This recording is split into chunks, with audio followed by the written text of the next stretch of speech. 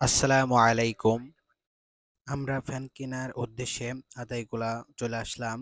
আমি আর আমার চাচাতো ভাই ফ্যান কেনার জন্য আসলাম এবং আমরা ফ্যানের দোকানে চলে আসলাম এবং আমাদের যে ফ্যানটা পছন্দ হবে ইনশাল্লাহ আমরা ওই ফ্যানটাই মসজিদের জন্য নিয়ে যাব।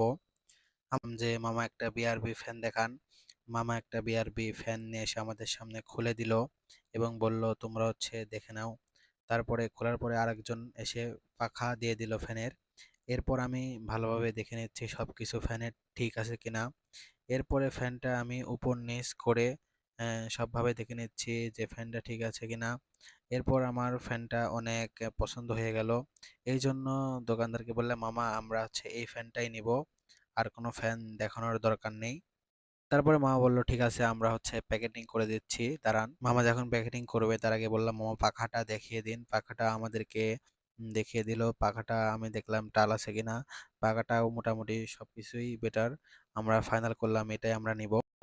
আমাদের দোতলার মসজিদে আমাদের জুম্মার নামাজ পড়ার জন্য অনেক কষ্ট হয়। আমাদের এখানে জুম্মার নামাজ পড়া কষ্ট হয় গরমের কারণে। আপনারা দেখতে পাচ্ছেন এখানে কোনো ফ্যান নাই। এই জন্য জুম্মার দিন হুজুররা বলার পরে আমার এক ভাই আমার কাছে কিছু টাকা পাঠাইছে এখানে একটা ফ্যান কিনে দেওয়ার জন্য। ইনশাল্লাহ আমি খুব তাড়াতাড়ি এই ফ্যানটা কিনে নিয়ে এসে মসজিদে দেব ইনশাআল্লাহ। প্রথম আমার পেজের মাধ্যমে আমি একটা ভালো কাজ করছি। মসজিদে ফ্যান দান করা হচ্ছে আমার আরও যেন সামনে আরও ভালো কাজ করতে পারি। এই জন্য আপনারা সবাই আমার জন্য দোয়া করবেন। আর যে ভাই এই ফ্যানটি কেনার জন্য টাকা দিয়েছে অবশ্যই অবশ্যই তার জন্য আপনারা সবাই মন থেকে দোয়া করবেন।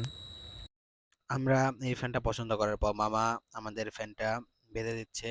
আমরা যেন নিয়ে যেতে সহজ হয় এজন্য সুন্দরভাবে বেঁধে দিচ্ছে এবং আমাদের রসিদ লেখা হচ্ছে ফ্যানের।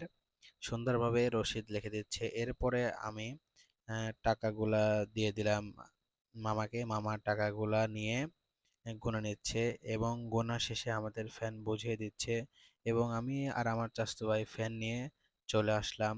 আমরা এখন গাড়ির জন্য অপেক্ষা করছি। আমাদের মসজিদে শুক্রবারে ইমাম সাহেব বলার পরে আরও অনেকজনই ফ্যান কেনার জন্য বলেছে। আশা করি যারা ফ্যান দান করেছে খুব তাড়াতাড়ি আমাদের মসজিদে ফ্যান দিয়ে দিবে। হঠাৎ করে আমার এক বন্ধুর সাথে দেখা হয়ে গেল। বন্ধুর সাথে হ্যান্ডশেক করে নিলাম এবং এরপর আমরা গাড়িতে উঠলাম। গাড়িতে উঠে আমাদের বাড়ির উদ্দেশ্যে রওনা হলাম।